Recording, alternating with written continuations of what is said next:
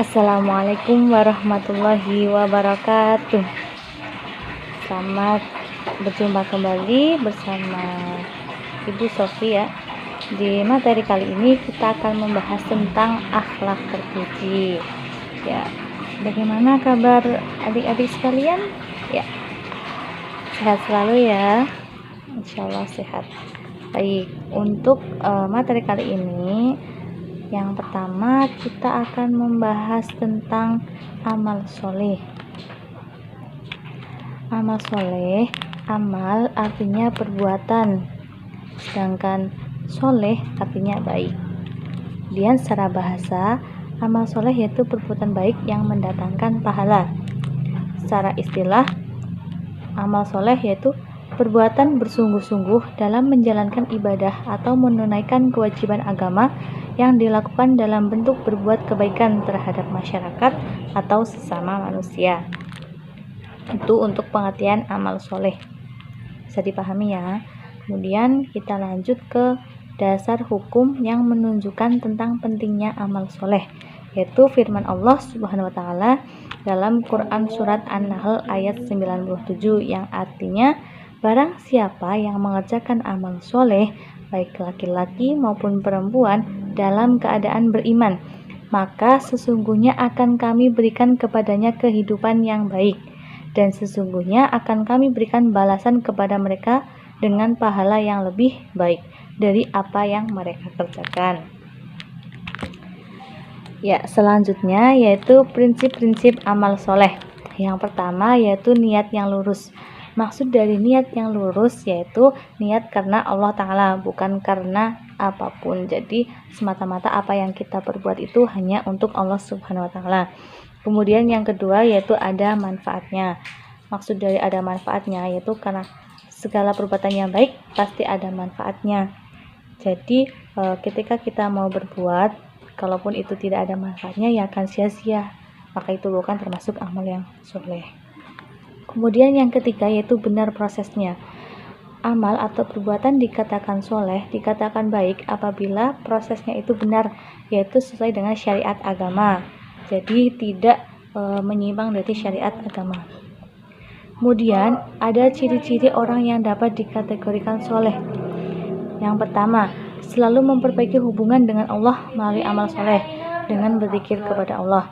Misal dari berzikir di sini bukan hanya dengan zikir biasa, yaitu bisa dengan membaca Al-Quran, bisa dengan sholawat atau perbuatan lain yang mengingatkan kita kepada Allah. Kemudian yang kedua, selalu memperbaiki agamanya dengan cara kita menuntut ilmu tanpa henti dan tanpa batas waktu, usia, dan tempat.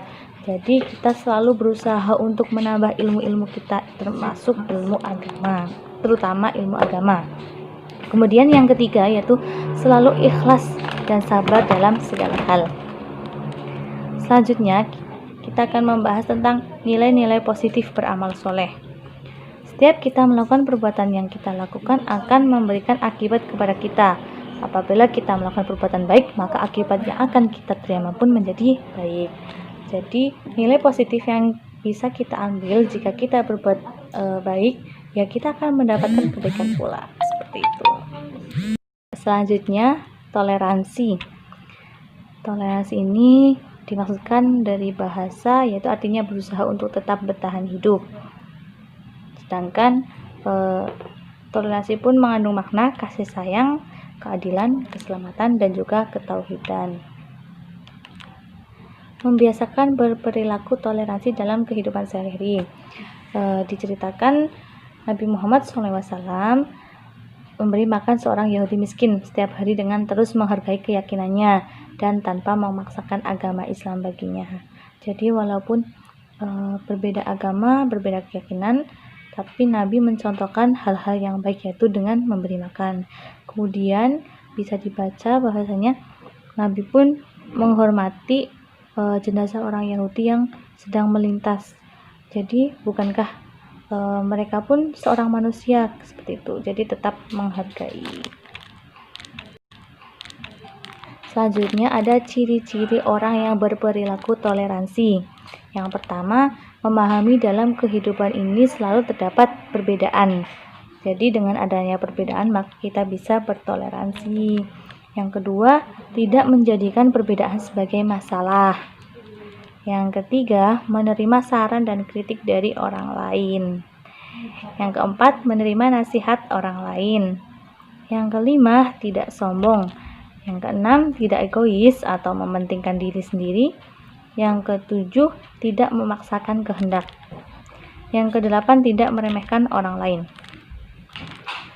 Selanjutnya, nilai-nilai positif dari toleransi. Yang pertama, menjalin ukhuwah, persatuan, dan kesatuan dalam masyarakat, dalam bermasyarakat. Yang kedua, menciptakan keharmonisan dalam kehidupan bermasyarakat. Yang ketiga, menimbulkan sikap saling menghormati antar sesama. Yang keempat, menciptakan rasa aman, tentram, tenang, dan damai dalam masyarakat. Kemudian yang kelima, menghilangkan hasud, fitnah, kebencian, dendam, dan permusuhan.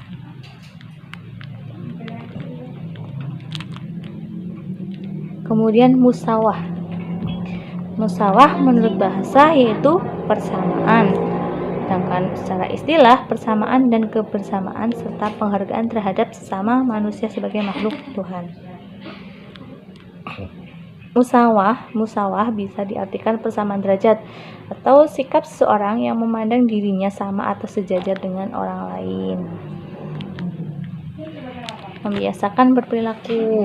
Jadi dengan kita merasa sejajar dengan orang lain itu termasuk sifat terpuji, karena sesungguhnya setiap manusia di hadapan Allah memiliki posisi dan status yang sama. Yang membedakan hanya ketakwaan dan amal ibadah kita saja. Seperti itu. Jadi bagaimanapun jabatan seseorang, bagaimanapun kedudukan seseorang, itu kita itu sebenarnya sama. Jadi kita tetap sama di hadapan Allah. Kemudian ciri-ciri orang yang berperilaku musawah.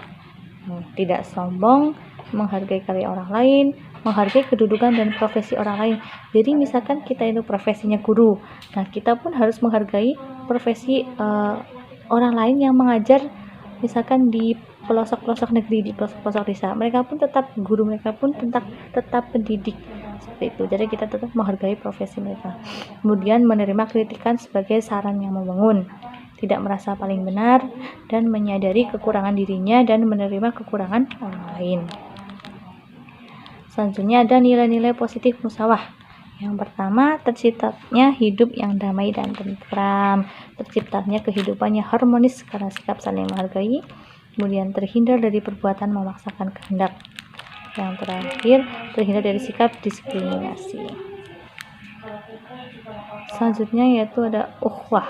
Ukhuwah secara bahasa yaitu persaudaraan, sedangkan secara istilah yaitu suatu sikap yang mencerminkan rasa persaudaraan, kerukunan, persatuan, dan solidaritas yang dilakukan seseorang terhadap orang lain atau suatu kelompok dalam berinteraksi sosial.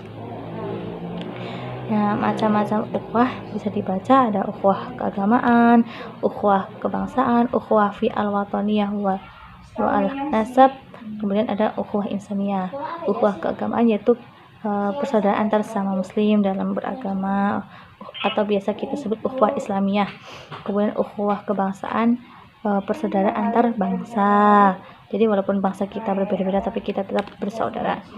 Kemudian ada ukhuwah fi al-wataniyah wa al-nasab. Ya, jadi kita tetap bersaudara walaupun kita itu dari keturunan yang berbeda-beda. Kemudian ada ukhuwah insaniyah, itu persaudaraan antar sesama insan atau sesama manusia. Kemudian ada pendekatan ukhuwah. Yang pertama dengan ta'aruf. Ta'aruf adalah usaha saling mengenal sesama manusia, baik secara batiniah maupun lahiriah. Jadi yang pertama ada kita saling mengenal dulu. Kemudian tafahum, itu saling memahami. Ketika sudah kenal maka kita saling memahami. Yang ketiga ada ta'awun, yaitu saling tolong menolong. Yang keempat ada tafakul, yaitu saling menjamin atau saling menjaga. Ketika kita sudah mengenal, sudah saling memahami, sudah bisa saling tolong menolong antar sesama, dan kita bisa saling menjaga. Kemudian ada nilai-nilai positif ukhuwah. ada memberitahukan rasa cinta kepada yang kita cinta, menunjukkan kegembiraan, memohon didoakan, berjabat tangan apabila berjumpa. Ya, itu itu antara lain dari nilai positif ukhuwah dan masih banyak lagi. Ya, sekian materi dari saya. Terima kasih. Wassalamualaikum warahmatullahi wabarakatuh.